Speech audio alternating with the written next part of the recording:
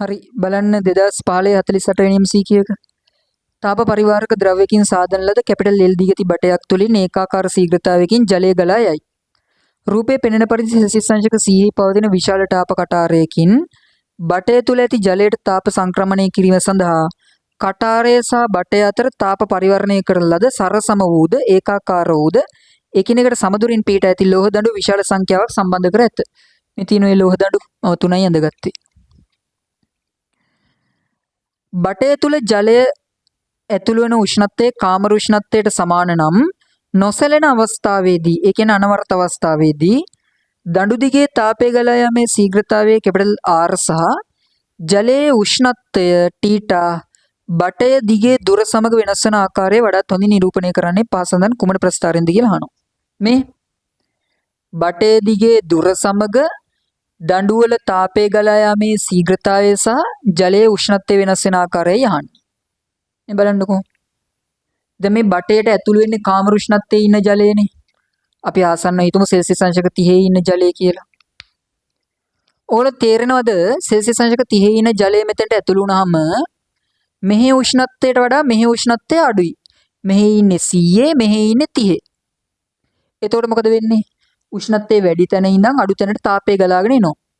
කොහොමද තාපය ගලාගෙන එන්නේ? මෙන්න මේ සන්නායක දඬු හරහා. මෙතන තියෙන සන්නායක දඬු හරහා. එහෙම නේද?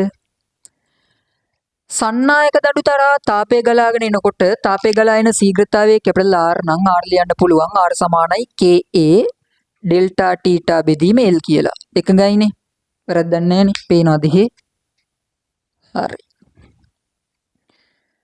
දැන් ජලය මෙන්න මෙතන ඉන්නකොට ඒ කියන්නේ බටයට ඇතුළු වෙච්ච මොහොත කියන්නේ x බිඳුවට සමීප මොහොතේ මෙතනයි උෂ්ණත්වාන්තරය ගොඩක් වැඩි නිසා මෙතන ඉඳන් මෙතනට ඉහළ ශීඝ්‍රතාවයකින් තාපය ගලාගෙන එන්න ඕන නේද?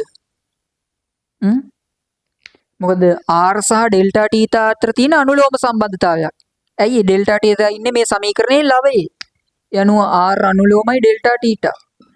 උෂ්ණත්වාන්තරය වැඩි නම් තාපය ගලා එන ශීඝ්‍රතාවය වැඩි. එතකොට ජලයේ ඇතුළු වෙච්ච මොහොතේ ඒ කියන්නේ x බිඳුවට ආසන්න අවස්ථාවේදී මේ අතර උෂ්ණත්වාන්තරය වැඩි නිසා දඬු හරහා තාපය ගලා යෑමේ ශීඝ්‍රතාවය මොකද වෙන්නේ? වැඩි වෙනවා. යනුව x බිඳුවක් වෙලාවේදී දඬු හරහා තාපය ගලා යෑමේ ශීඝ්‍රතාවය ඉතා ඉහළ ගියා. මම ඒක මෙන්න මේ හරියකින් කියලා ගන්නම්. තාපය ගලා යෑමේ ශීඝ්‍රතාවයට අදාළ ප්‍රස්ථාරය මම රතු පෑනෙන් අඳින්නම්. උෂ්ණත්ව විචලන ප්‍රස්ථාරය නිල් පෑනෙන් අඳින්නම්. දැන් ඔය ජලය මෙහෙම එන තාපය උරාගෙන මෙන්න මේ හරියට විතර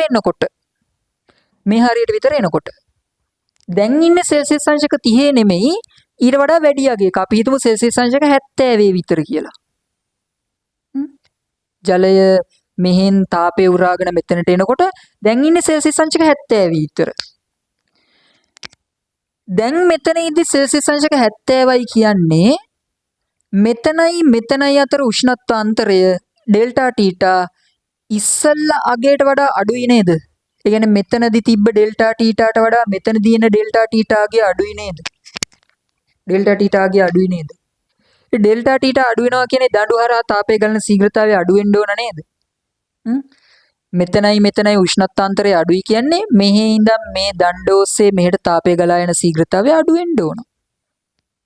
ඒ අනුව බටේ දිගේ මෙහෙට එනකොට ජලයේ උෂ්ණත්වය වැඩි වෙන නිසා ඒක තේරෙනවන්නේ? බටේ දිගේ මෙහෙට එනකොට මේ දඬු වලින් එන තාපය උරාගෙන ජලයේ උෂ්ණත්වය වැඩි වෙනවා. ජලයේ උෂ්ණත්වය වැඩි වෙනකොට මොකද වෙන්නේ? මෙහි උෂ්ණත්වාන්තරය අඩු වෙන නිසා මේ දඬු ඔස්සේ තාපය ගලා යෑමේ ශීඝ්‍රතාවය අඩු වෙනවා. දඬු ඔස්සේ තාපය ගලා යෑමේ ශීඝ්‍රතාවය ඔන්නෝම අඩු වෙනවා. බටේ දිගේ මෙහෙට යනකොට. ඔන්න ඉතින් දඬු ඔස්සේ තාපය ගලා යන ශීඝ්‍රතාවය විචලන ප්‍රස්ථාරය. රතු පෑනෙන් එන්දා. ඒක R නේ. හරි R. ඒක R. ඒතර ජලයේ උෂ්ණත්ව විචලන ප්‍රස්ථාරය. ඒක මම මේ අමුතෙන් පැහැදිලි කරන්න දෙයක් නැහැ. ගාන පැහැදිලි කරනකොට නිකම්ම කියවුණා ඒක. ජලය මෙතන ඉඳන් මෙතනට එනකොට මේ දඬු ඔස්සේ ගලාගෙන එන තාපය උරාගෙන ජලයේ උෂ්ණත්වය මොකද වෙන්නේ? වැඩි වෙනවා. වැඩි වෙන්නේ කොහේ ඉඳන්ද? කාමර උෂ්ණත්වයේ ඉඳන්. වැඩි වෙන්නේ කාමර උෂ්ණත්වයේ ඉඳන්. මම මේ R අගේ වැඩි උස්සන්න නැතුව ඉන්නම්. මොකද උත්තරවල එහෙම උච්චර උස්සලා නැහැ. උත්තරවල එහෙම උස්සලා නැහැ. උත්තර දිහත් බල බල උත්තරයකට යන්න. උත්තර දිහත් බල බල උත්තරයකට යන්න. හරි. උෂ්ණත්වය මොකද වෙන්නේ? කාමර උෂ්ණත්වයේ සිට වැඩි අගයකට යනවා මෙහෙම. උෂ්ණත්වය තීටා. උෂ්ණත්වය. ඉතින් ওই જાතියේ ප්‍රස්ථාරයක් තියෙන්නේ කීවෙනි එකේද? ওই જાතියේ ප්‍රස්ථාරයක් තියෙන්නේ 4යි 5යි 3යි 4යි 5යි දෙකම ගන්න පුළුවන් වගේ නේ. ඔක්කොම ගන්න පුළුවන් වගේ. 3යි 4යි අයින් කරන්න පුළුවන්. ඇයි? තුන්වෙනි එකේ බලන්න ප්‍රස්ථාර දෙකම නිකන් ඒකාකාර විදිහට ගිහිල්ලා නේද? ප්‍රස්ථාර දෙක ඒකාකාර විදිහට යන්න බෑ. ඒකාකාර විදිහට යන්න බෑ. කොහොමත් මේ වක්කඩයක් ගන්න ඕන. මොකද මෙතන ඉඳන් මෙතනට තාපය ගලාගෙන ශීඝ්‍රතාවය නියතව වැඩි වෙනවයි කියන්න බෑ. හරි. මොකද හරියටම සෙල්සියස් අංශක 5 ගානේ වැඩි වෙවි යනවා උෂ්ණත්වය. මේ සෙන්ටිමීටරෙන් සෙන්ටිමීටර් සෙල්සියස් අංශක 5 ගානේ වැඩි වෙවි යනවා. එහෙම කියන්න බෑ. එහෙම වෙන්නේ නැහැ. එහෙම වෙන්නේ නැහැ. කොහොමත් වක්‍ර හැඩයක් එන්න ඕන.